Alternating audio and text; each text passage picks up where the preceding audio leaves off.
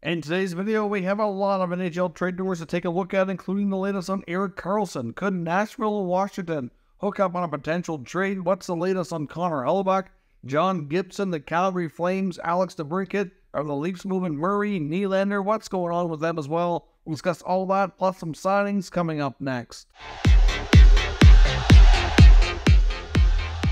So welcome back to another video here at Top Shelf Hockey. As I mentioned, we have a lot to cover here today. Before we get into a lot of the trade rumors, we do have a couple more signings to discuss here quickly. Of course, there's a video put out earlier with all of the other signings here from today, but the Washington Capitals have since announced a couple of more signings. They've re-signed Riley Sutter. Of course, he was to be part of the Hershey Bears. He gets a one-year, two-way deal, $775,000.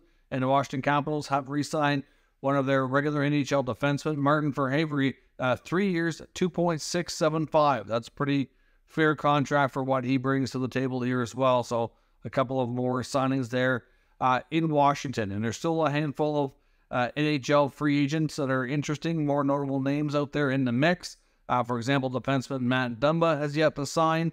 A lot of speculation he might end up in Arizona, or at the very least they have interest in him. I'm not sure if he's talked to other teams or what other options might be on the table.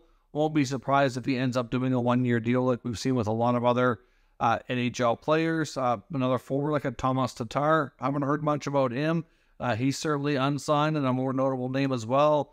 Tarasenko's out there. We will touch on him a little bit later on.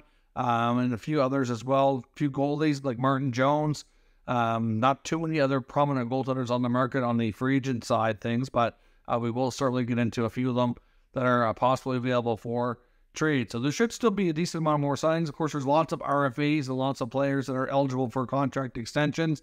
So I still expect over the next few days or week or more, there'll still be a decent amount of signings. And then over the summer, you'll get a lot more like RFAs and stuff like that coming through, trickling in as well. So let's get started with a lot of the trade rumors around the NHL. A lot of today's content comes courtesy of the latest 32 Thoughts podcast with Elliotte Friedman and Jeff Merrick.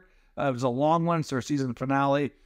So that we won't be getting any more podcasts from them throughout the summer. There probably will be periodic ones, but not a lot of news-based ones. And this was a long one where they covered pretty much the entire NHL over about 2 hours. Erik Karlsson was a big topic. Now, of course, we know Erik Karlsson very much wants a trade out of San Jose. We know that San Jose is very much willing to entertain that and get it done. But just how motivated are they is the big question. And depending on the answer to that question will determine, I think, the more likelihood of whether or not that trade gets completed or not. We've heard a few different teams linked to Karlsson, but the one that seems to be pushing the most is Kyle Dubas and the Pittsburgh Penguins. Now, there was some talk about the Oilers at the trade deadline. I don't think that they're still in the mix there. At that point, the Sharks were rumored to be only interested in retaining about a maximum of 20% of Karlsson's salary, which is why it never came to be. The Oilers could not make that work. They would have needed a third team to come in and retain another 20-30%, and the cost would have likely been way too high. Now, at this point, many believe that the Sharks are going to have to up that number. We heard Mike Grier, the GM of the Sharks, recently make comments about that when he was asked during a press conference, and he said that they're not going to do 50%, but he did indicate that the amounts that they were discussing with teams before, they may have to come up on that, and he certainly understood that, but didn't really get into it a whole great deal. But Elliotte Friedman said he believes that it's going to have to be up around a 40% retention. Like they're going to have to get his salary for the new coming team that's going to pick him up to be around at least $8 million or maybe a little less for most teams to have any chance on handling that. And like I said, it's believed that the Penguins are pushing the hardest. Apparently, Friedman was told before he left Nashville in the draft to head home that to keep an eye on Pittsburgh, keep an eye on Karlsson, that they believed it was going to get done. Of course, I don't know who his source was, and here we are. It's still not a done deal, but we know that the interest is there from both sides. They'll keep working away at it and keep pushing to find a way to make it happen. Now, and on Pittsburgh's side of things, they would need to absolutely move Jeff Petrie. Now, I mean, Jeff Petrie is a contract. We've heard other rumors that they were looking to move, and it makes sense. I think they were looking to move him one way or another just because things didn't work out well between him and the team and didn't perform the way they were hoping for last season. So ultimately, you're going to get that kind of speculation regardless. But when they have hopes to make a major upgrade like an Erik Karlsson, the Norris Trophy winner, certainly that's going to be increasing the amount of speculation around that player. Because if they can get Petry's contract moved, that would be a huge help to getting Karlsson to fit within their salary cap structure. You probably throw in one more player off the roster at a lower level, and you have yourself a good cap hit if the Sharks can retain the bigger amount of money. Now, there's always possible, too, that the Sharks and the Penguins could involve a third team. Like, there was some talk as well about maybe a team like Anaheim or Chicago maybe acting like a broker here and retaining some salary on this contract. But, of course, that's going to cost the team here, some more assets, right? So it's going to make sure that the acquisition gets that much more expensive, which is, obviously proves problematic. It would be a lot more helpful for Dubas and the Penguins if the Sharks just would retain about 40%, take a couple of their players off their books, and away we go. Now, of course, Karlsson has 4 years left on his term. Petry doesn't have nearly that. He's only got a couple of years left. So it could be a case where ultimately the Sharks are, a big value here to them to have more access to their salary cap availability to do other things to improve their club. So I know the Carolina Hurricanes were all another team in the mix. To me, that doesn't make sense because obviously when Karlsson and Burns were together, it just didn't work. That's why the Sharks moved Brent Burns last year. And look what happened. Burns went over to Carolina, had a phenomenal year. Certainly didn't win a Norris Trophy like Karlsson did, but he had a really excellent year. Should have probably gotten a few more votes than when he did. And look at Karlsson, had a 100-point season for the first time in his career and won the Norris Trophy. Clearly, those two guys need to be the main right shot defensemen on their team, get lots of opportunity on the power play, and a lot of offensive zone starts to really maximize their game and to be more successful. To me, it doesn't make sense for Carolina to load up with Karlsson, Burns, and look at the other guys they have on their blue line. Like, I just don't know if that makes sense at all. But that's the latest. Pittsburgh's pushing hard. We'll see. They're going to need to move Jeff Petry to make it work. And we'll see if they can pull it off. Now, on to Nashville. Now, of course, we know that they've been busy. We've seen them trade Ryan Johansson. We've seen them buy out Matt Duchene.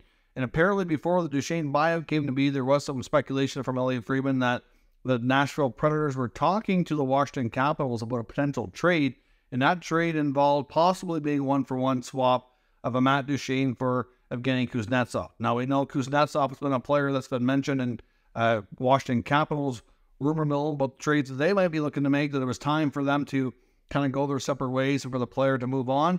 And obviously Nashville makes a lot of sense. Barry Trotz, one of his former coaches, who had a lot of success, including winning the Stanley Cup in Washington, has seen Kuznetsov at his best, knows what he's capable of. Those were his best years during the Trotz era, the coach there when they won the Cup. So clearly, I can understand why Barry Trotz would have interest in bringing him in. Certainly, the dynamic there of Duchene and Johansson as the team's top paid players prior to the Philip Forsberg and Roman Josi extensions, it just wasn't working for them in the forward group, being heavily relied upon and just being so inconsistent. So, you get a guy like Kuznetsov struggling as well, making a little less money than Duchene, a little less term. Maybe it makes sense for them to consider a swap, and they apparently had conversations, but never came to be, which is probably why you saw the Duchene buyout. But that does not mean for a second that Nashville might be done, and it doesn't mean that Washington might be done. So it would not be a complete shocker if these two teams did possibly reconnect. I know after Nashville ended up signing Ryan O'Reilly, there was some thought that maybe that would prevent them from doing a deal like that and acquiring a guy like Kuznetsov. But I wouldn't be completely shocked here if Barry Trotz went back again. Certainly they could use some more depth down the middle after moving these guys like they have. I mean, the O'Reilly contract wasn't, an outrageous contract by any means, eating up that much of their cap. So we'll see. The Washington Capitals have also made it perfectly clear with Brian McClellan's comments that they're absolutely looking for a hockey trade that would help them improve their top six. They know it's not going to be Tom Wilson. There was a rumor about Wilson briefly a few weeks ago. That's been quickly shot down. Obviously, Ovechkin's not going anywhere. Backstrom's not going anywhere because of his health, for one, and they wouldn't want to do it anyway. Of course, we know the Capitals also would be interested in moving Anthony Mantha if the right deal comes along as well. So I wouldn't be completely shocked if Kuznetsov and Capitals, maybe if they do re-engage with Nashville, maybe find a fit. We'll see. I'm not sure exactly what that trade would be with the Predators, but I know the connection is there. There was conversations before. We'll see if they decide to revisit or not. When it comes to Winnipeg and goaltender Connor Hellbuyck, It seems like the price tag to make the acquisition might be dropping a little bit. It seems as though the hesitancy from most teams that were interested was the potential extension that he's going to want. Rumor has it that Hellbuyck's looking for a contract extension in the neighborhood of Andrei Vasilevskiy. And really, based on being one of the league's top goalies over the last 4 or 5 years, I can understand why he would feel like he could command that kind of money and why that would be on his wish list. Now, at the same time, maybe it's a scenario where Winnipeg either decides we're keeping Hellbuyck and we're going to basically use him as our own rental for the year, and if he wants to walk as a UFA, fine. If they're going to insist on trading him to get something back now, which is certainly not a terrible idea, then obviously at that point, they need to be able to lower their expectations here a little bit and maybe just trade him somewhere for a year. If he's going to command that kind of money, he's not going to likely get it now, and he's going to end up likely exploring free agency next year, which means he might go to another team just for the one season and be reevaluated and decide where he's going from there and kind of, control his own fate, so to speak. But there was rumors about New Jersey and Buffalo being interested. If Buffalo pulled off that kind of trade, they'd probably end up including Ukko-Pekka Luukkonen, which in turn would probably be good for a team like Winnipeg. They signed Laurent Brossoit. You throw in UPL. They could probably run with that as a decent goalie tandem for a while. And, of course, they could keep Hellbuyck and Devin Levi. Now, of course, they may not want to do that, though, if they don't know that Hellbuyck's going to stick around for more than one season. Same in New Jersey. The Devils were the other big team interested. We know Akira Schmid can still play in the minors and doesn't need waivers. So it could be a tandem of Hellbuyck and Beneček. But are they going to want to do that, again, just for one season? I guess if the price is right, then maybe they would. I guess that's a possibility. Given that they do have the young goalies there ready to take over, wouldn't be a complete shocker. But we'll see. At this point, it's still possible Hellbuyck could be moved. The price is coming down, and we'll see what the Winnipeg Jets decide to do. John Gibson's another name I want to touch on. There was certainly a situation on Twitter with Gibson's agent, Kurt Overhart, which regarding to what comments were made from NHL insider Frank Seravalli. As we talked about before, Seravalli had made comments on a recent podcast saying that John Gibson had requested a trade, and that one of the comments that Frank said was that, according to Gibson, he wasn't going to play ever for the Anaheim Ducks. So certainly that's not only wanting a trade, but saying that you're never going to play for them again is a lot more of a bigger, bolder statement.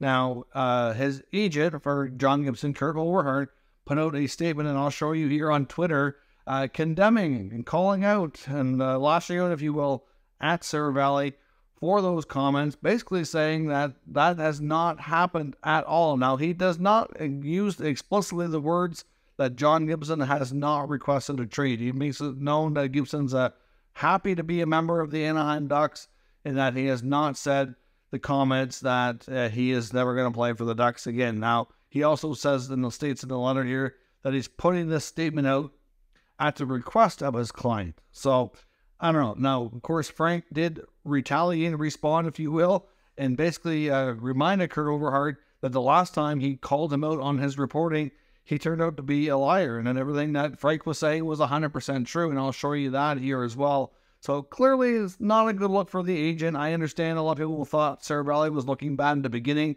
with the agent calling him out, but the response to me is even more telling, and it kind of makes the agent look bad in a sense that, obviously Frank knew what he was talking about all along the last time this happened, so why should we think and feel any differently this time? At the end of the day, we've heard enough NHL reporters state that John Gibson wants a trade out of Anaheim. I don't think that part at all is untrue.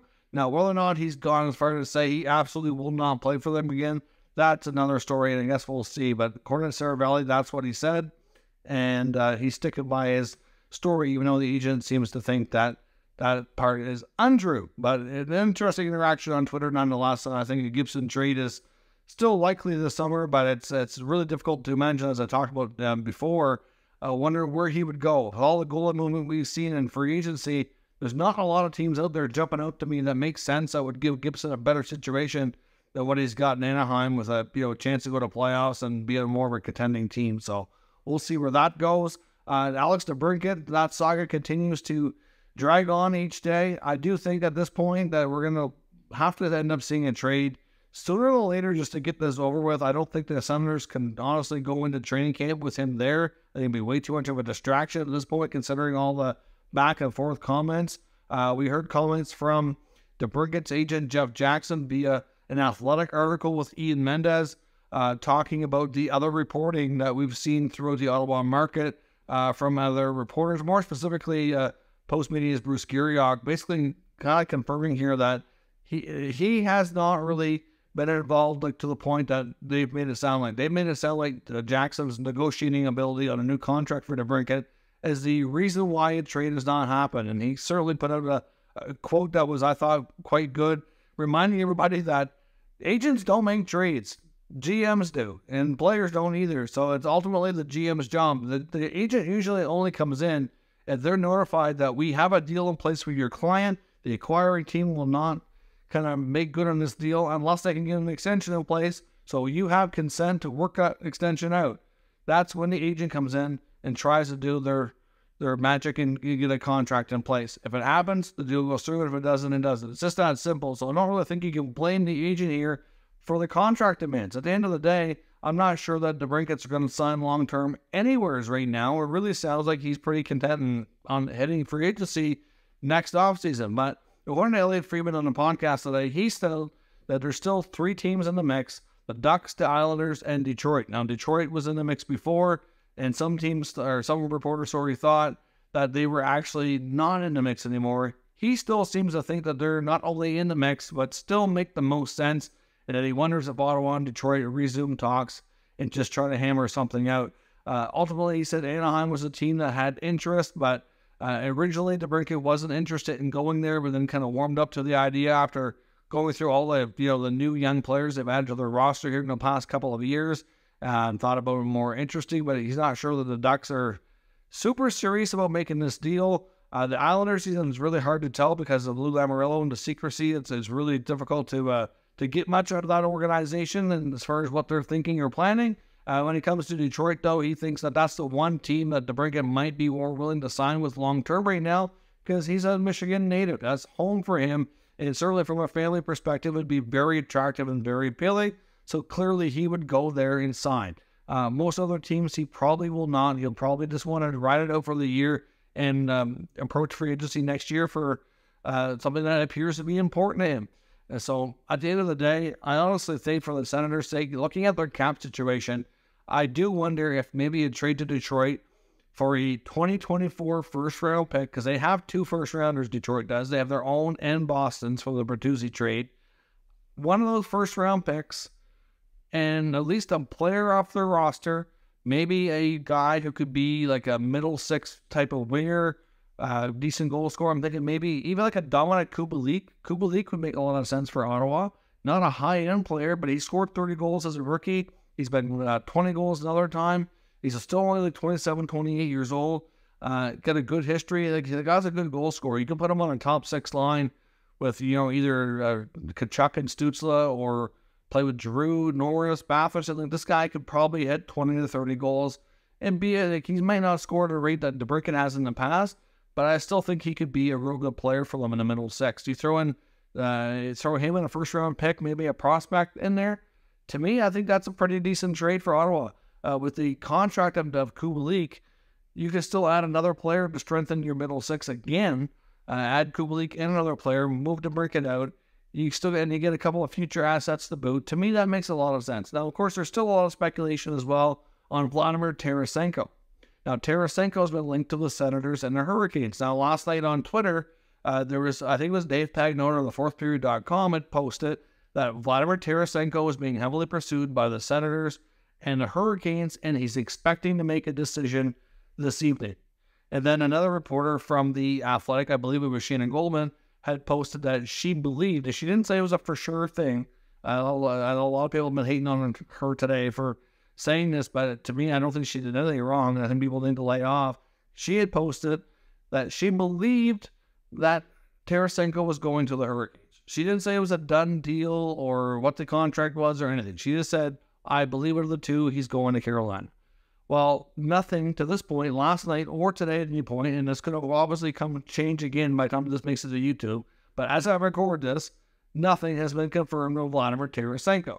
So clearly, I don't know that that was accurate. Now, I've seen another report today from somebody who does have connections to the Hurricanes, saying that this was as of a couple hours ago, that he had no agreement in place with Carolina. Now, I see the part that makes sense is that Carolina certainly would want to add another scorer if they can get him for the right price. That makes sense. He's great buddies with Dmitry Orlov. I think his preference is to play in the United States if possible, but there was conversations between Tarasenko's camp and the Senators, and there was some interest there. As I've speculated myself, Friedman confirms on the podcast today that he wonders if a Debrincat trade is what's holding up on Tarasenko signing, and that the Senators were one of the teams in the mix, and he said if Debrincat is moved, he'd be curious to see if Ottawa is a team that might land Tarasenko. So obviously nothing firm there. He's not saying it's happening for sure or anything, but he wondered if that might be connected. So hopefully we'll find out soon enough and get a trade on Debrincat, a signing on Tarasenko. We'll know how it all plays out no matter what. And lastly, on the Maple Leafs,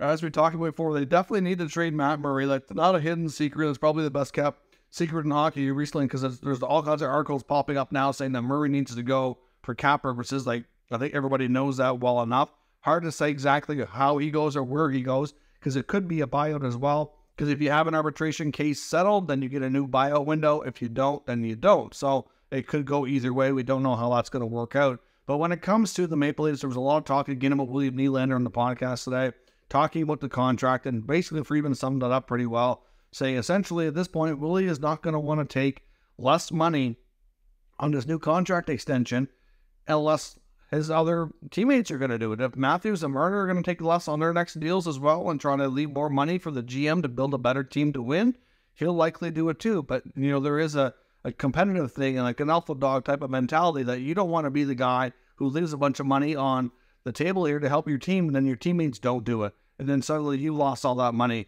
when the other guys didn't do it. He also might feel like he's outplayed his current contract, because the last couple of years, I think it's fair to say he's played at a higher level than what his contract paid him. And secondly, look at the contract that Mitch Marner got. Now, of course, Nylander got his contract done first, then Marner's was done after. And look at how much more money Marner got than Nylander did. Now, you could argue that Marner's the better player. There's no doubt. But is it a $4 million gap difference better player? I'm not so sure, right? So clearly things were different at the time. They had different, ELC stats to look through, and it was a different time. But as each player has grown and evolved, he's certainly, Friedman's right when he says that it's about an internal competition, and they all view themselves as their main, comparables, and that's not going to change. So at the end of the day here, it's really hard to say how the Nylander situation plays out, but there's no way that the Leafs could really afford to pay him over $10 million, give Matthews $13 million, and then Marner's going to want to raise on his next contract, probably end up around $12-13 million. Like, that's getting a little bit extreme. It's already at an extreme point where they're tight around the cap as it is. You throw that all in the mix, and it gets that much worse. So, as I mentioned before, I do wonder about a Nylander trade, and we'll have to wait and see. But Friedman also talks about the fact that Treliving is very much likely to want to continue rebuilding the blue line, and not to be surprised if he might have interest in some of his old Flame defensemen, because they're all mentioned, possibly a bunch of them that maybe being available as well, whether it be Hanifin, Zadorov, maybe even Tanev, because they're all in the final years of their contract. I don't know that Hanifin really wants to go to another Canadian team, so I would think that's less likely. But Zadorov or Tanev, you never know. And as I mentioned before, one of the teams to me, if they get to the point that a Nylander trade is something they want to seriously explore, I think the Flames make a ton of sense. And I do wonder if that could be bringing back another. It would have to be more pieces. It wouldn't be one for one or anything like that. But a case of the Leafs doing a trade with Nylander and one of the defensemen like Zadorov or Tanev going back to Toronto, there would have to be, like I said, other pieces to level things out. But I do wonder if that could be something that they could take a look at. So we'll see, because we know Treliving, his history shows he likes to build the blue line out. Obviously he's spent a lot of time, effort, and money now getting a new group of forwards to change the DNA. A lot more grittiness in the top six, a lot more grittiness in the whole top 12, really, in the whole four lines. They're going to probably have a little bit of a different style of play, be tougher to play against. They need to sort of the goaltending with the Samsonov contract. They've done a little bit of work to the blue line by adding John Klingberg, but I do think that they're not done there. And then another, change or two regarding bringing in guys that are a little bit more defensive specialist or grittier, stronger defenseman. It'd be something we expect him to explore. Whether or not it happens, it's hard to say, but we'll have to see where this goes. But I won't be shocked to see Treliving look back to his old team and maybe bring in a D there. And like I said, I wouldn't be shocked if a Nylander trade does come to be, if that's where he goes. We'll see how it all works out. But big update for today. There should be hopefully lots of activity to come to satisfy a lot of these players who want to be or could be on the move soon enough. So thanks for watching. If you're new to the channel, make sure you subscribe and stick around, and I'll catch you next time.